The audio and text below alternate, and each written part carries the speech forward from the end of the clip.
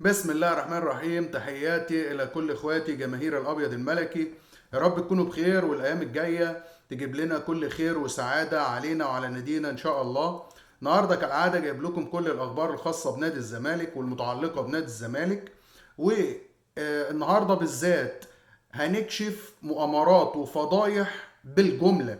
مؤامرات كنا في الأول بنعرف إن المؤامرة دي بتدار في الخفا، دلوقتي بقت المؤامرات وصلت إنها بقت علنية. يعني على عينك يا تاجر، محدش همه احنا متحيزين، احنا بنظلم، احنا عندنا جبروت، هو مفيش غير النادي الاهلي اللي هنقف معاه. خلاص بقت ناس من مسؤولين الرياضة في مصر يعني خلاص بيعلنوا ان هم في صف النادي الاهلي واعملوا اللي انتوا عايزينه. وهنكشف بالدلائل والمستندات المؤامرات دي والفضايح. وعندنا اخبار مهمة عن نادي الزمالك. هنبدأ سريعا بأوائل الأخبار عن تصريحات المستشار مرتضى منصور امبارح وإيه هي تفسيرها، وجايب لكم معلومات من جوه إدارة الزمالك. إيه هو الكلام اللي المستشار مرتضى، أو إيه هي الرسالة اللي المستشار مرتضى كان عايز يوصلها للجمهور من خلال تصريحاته. بس في الأول ما تنسوناش بدعمكم باللايك والشير، اشتراكك مهم جدا. قناة الزملكاوية هي قناتك، صوتك وصوتي، عشان نوصل لإدارة الزمالك، للاعبين نادي الزمالك، نكشف المؤامرات، ندعم الكيان، نوصل صوتنا للمسؤولين ونقول لهم ان احنا هندافع عن كيان نادي الزمالك ومش هنسكت، وهنكمل في كشف المؤامرات وهنفضحكم. وعشان كده الدعم ده مهم منك كزملكاوي، عشان القناة دي قناتك. كبر قناتك وادعمنا باشتراكك وباللايك والشير، القناة فعلا محتاجة دعم. هبدأ معاكم سريعا. ايه هي الرسالة اللي المستشار مرتضى منصور امبارح كان حابب يوصلها لجماهير نادي الزمالك؟ بصوا يا جماعة، الاخبار الواردة من الادارة ان المستشار مرتضى منصور امبارح كان حابب يوصل رسالة للجماهير ان هو مش هيطلع ويقول احنا هنعتذر، لان هو مش انسحاب، هيبقى اعتذار له تم. فهو مش عايز يطلع يقول احنا هنعتذر من دلوقتي، هو عايز يحط الامور في موقف الفضيحة للاتحاد المصري لكرة القدم وللمسؤولين عن الرياضة، لأن هم شايفين التضارب في اللوائح وفي القرارات بشكل علني وفج، ظلم بشكل باين، وما بقاش في حد خلاص همه، وما فيش حد بيسأل حد ولا في مساءلة. فعشان كده هو كان بيرمي الكورة في ملعب المسؤولين في الرياضة.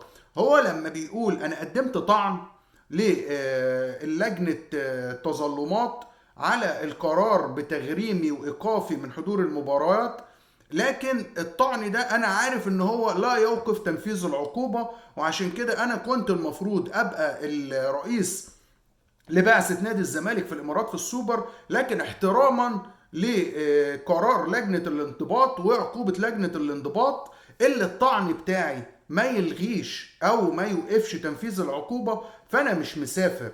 هنا قصده، بصوا انا هنا بحترم اهو قرار لجنه الانضباط، واللي طلع قبل كده اتقال من لجنه التظلمات ان الطعن على عقوبه لجنه الانضباط ده ما يوقفش التنفيذ لغايه ما لجنه التظلمات تنظر في الامر وتقرر العقوبه. فعشان كده هو بيرمي الكوره في الملعب بتاع اتحاد الكوره، وزاره الشباب والرياضه، ولجنه التظلمات.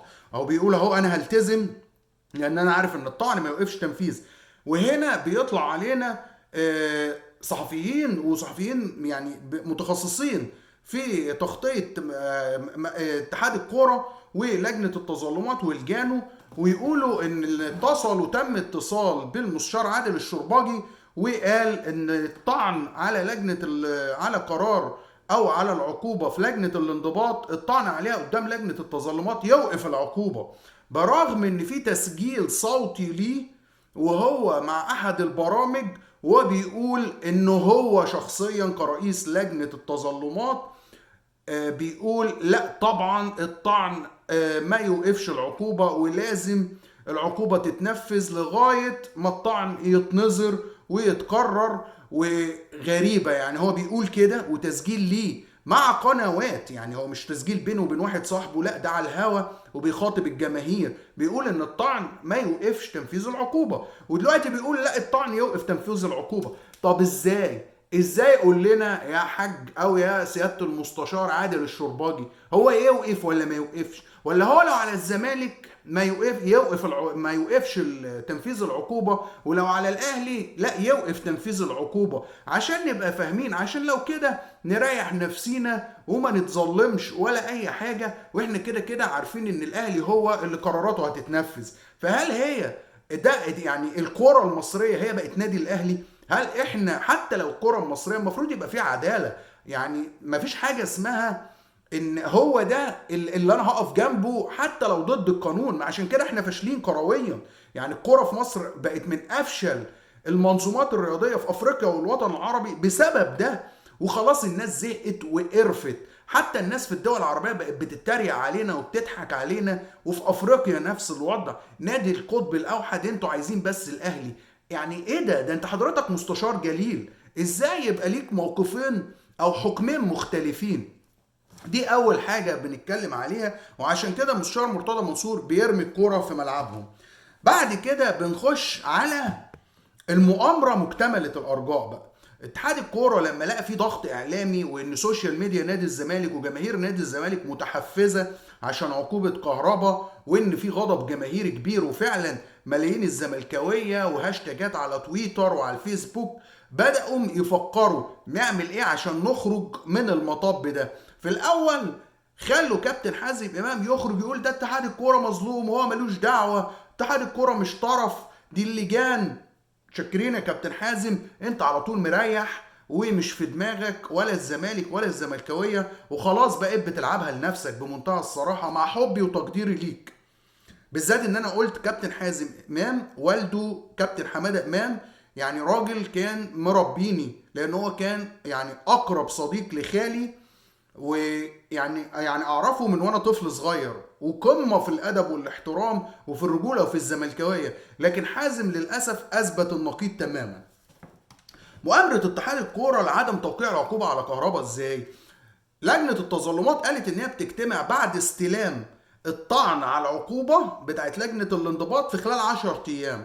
اتحاد الكوره استلم الطعن من الاهلي بس ما قدموش للجنه التظلمات. ليه؟ لان هو مش عايز يقدمه الا بعد مرور عده ايام، فيكون الوقت المحدد لاجتماع لجنه التظلمات اللي هو 10 ايام بقى اقل. فهو كده يبقى العقوبه تتنظر او التظلم يتنظر بعد ال10 ايام يكون كهربا اساسا لاعب السوبر. فعشان كده اللي سبحان الله هم بيكشفوا بعضهم، يعني ربنا سبحانه وتعالى بيخليهم يكشفوا بعض، الظلم بيبان، ربنا بيخليهم يفضحوا بعضيهم.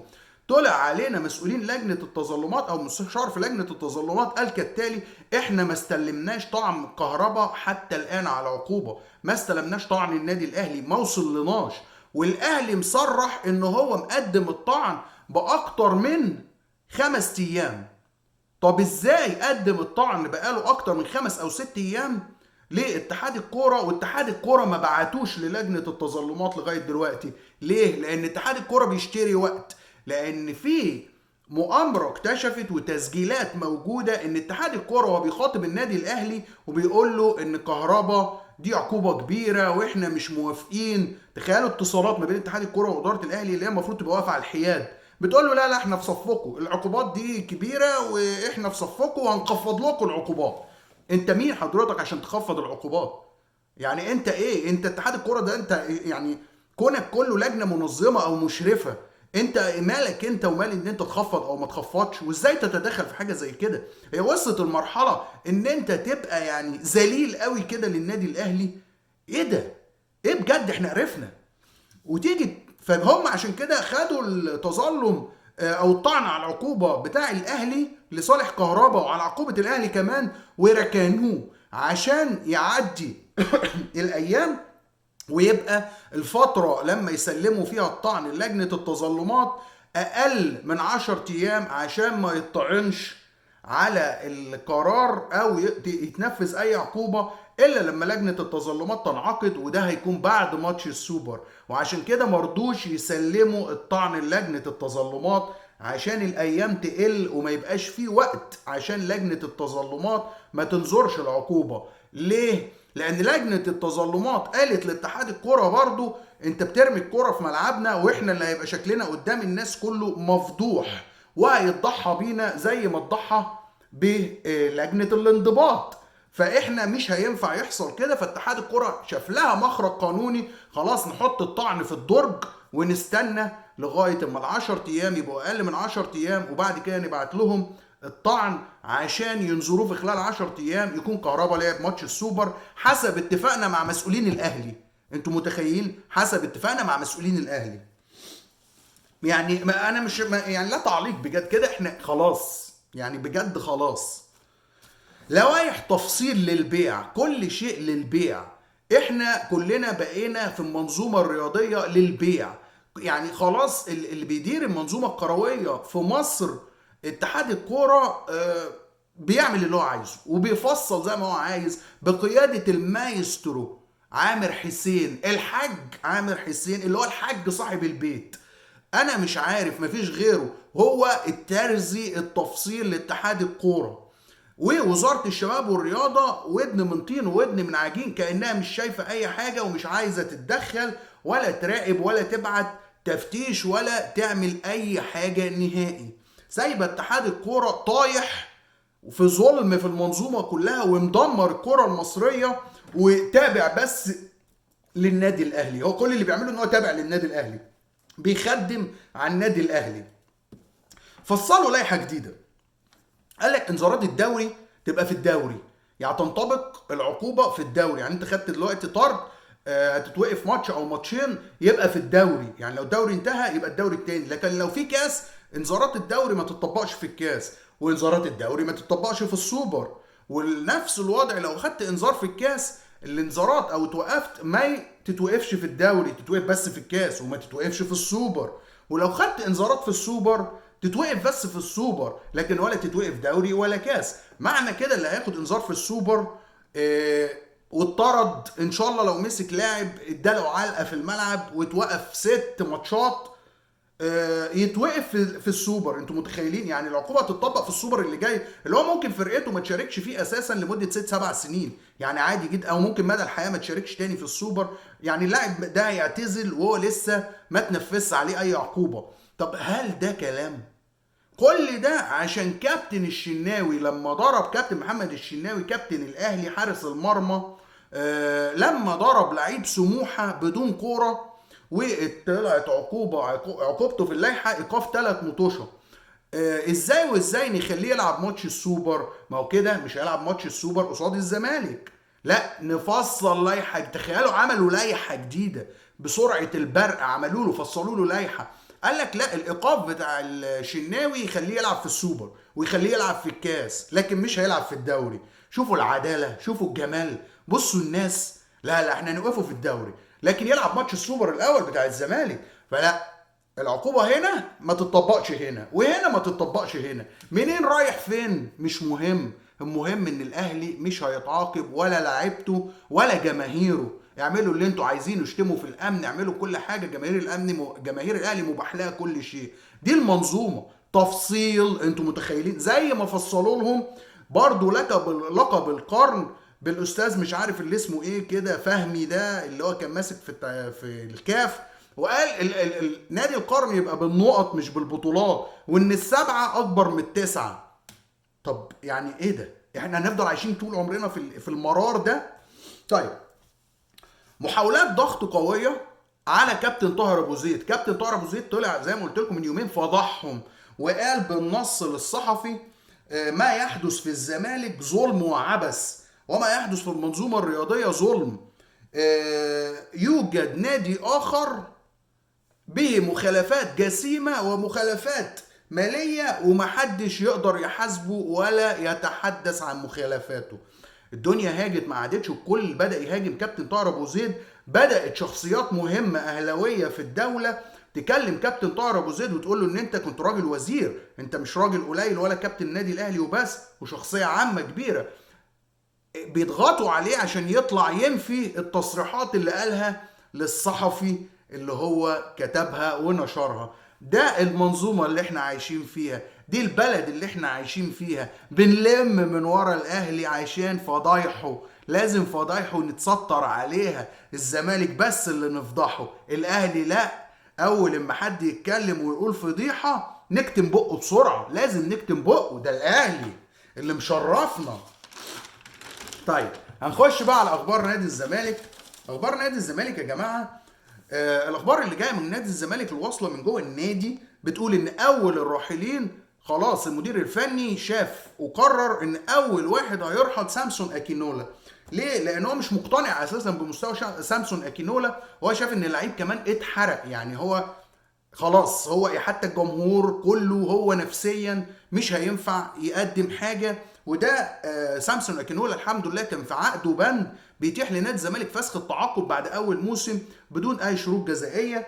فخلاص ده اول اللاعبين الراحلين المضمونين. بس هو بس لا، في لاعبين بس ما فيش اي قرار اتاخد.